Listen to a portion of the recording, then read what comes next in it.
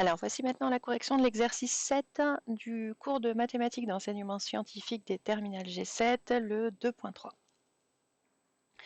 Donc, on a cette fois-ci un problème entier, problème de minimisation complet. Donc, ici, on a un schéma.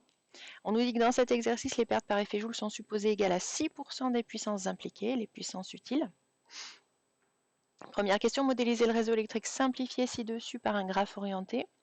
Donc j'ai mis les deux sources qui correspondent aux éoliennes et à la centrale électrique, le répartiteur qui est représenté donc par le nœud, et les deux cibles, la maison et l'usine qui sont ici, C1 et C2.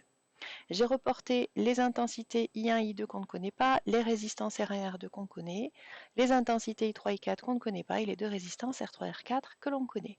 J'ai noté ici la puissance utile PU3 12 kW et la PU4 36 kW. Après avoir rappelé la contrainte sur les intensités arrivant aux cibles, justifiez que I3 est environ égal à 42 et I4 à 104 ampères. Donc on a la perte par effet Joule qui correspond à cette partie-là de câble, donc que j'ai noté PJ3, c'est 6% de la puissance utile 3. Donc ça nous donne 720 watts en transformant le 12 kWh en 12 000 watts, 12 kW en 12 000 watts. Or, on sait que la perte par effet Joule sur cette partie du réseau, c'est R3 I3 au carré. Donc, on a R3 qui vaut 0,4 fois I3 au carré, ce qu'on cherche, qui est égal à 720.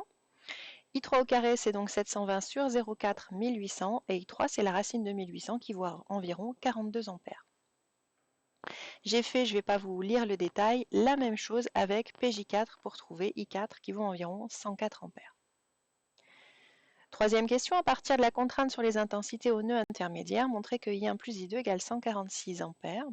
Donc comme dans l'exercice précédent, on applique la loi des nœuds sur le répartiteur et ça nous donne I1 plus I2 égale I3 plus I4.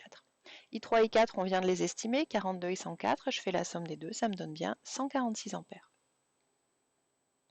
Quatrième question, écrire une expression de la fonction objectif PJ total représentant les pertes par effet Joule total associées à ce réseau en fonction de I1. Donc comme dans l'exercice précédent, je dis que la perte par effet Joule total, c'est la perte par effet Joule sur la première partie plus la deuxième, la troisième et la quatrième. La troisième et la quatrième, on les a calculées juste au-dessus ici, 720 et 2160. Pour PJ1, c'est R1 I1 carré, PJ2, c'est R2 I2 carré. Je sais que I1 plus I2 c'est 146, donc I2 c'est 146 moins I1 et je remplace I2 par 146 moins I1 et comme tout à l'heure, j'utilise l'identité remarquable pour développer ce carré-là, c'est ce que j'ai fait ici en dessous. J'ai aussi remplacé R1 par 15 et R2 par 8, les valeurs qu'on avait sur les données au départ. J'ai développé, j'ai réduit et j'ai trouvé l'expression ici en fonction de I1 uniquement de la perte par effet Joule totale. Dans la dernière question, on nous dit que la contrainte sur les intensités sortant des sources impose que I1 peut prendre une valeur en ampères comprise dans l'intervalle 0,65. Donc on demandait de trouver PJ total minimal et la valeur de I1 puis de I2 qui correspondent.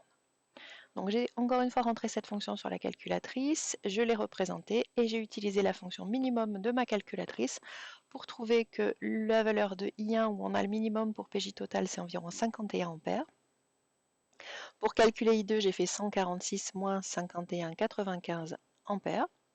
Et PJ total minimum qui est indiqué ici, environ 114 094 watts. Voilà, cet exercice est maintenant terminé.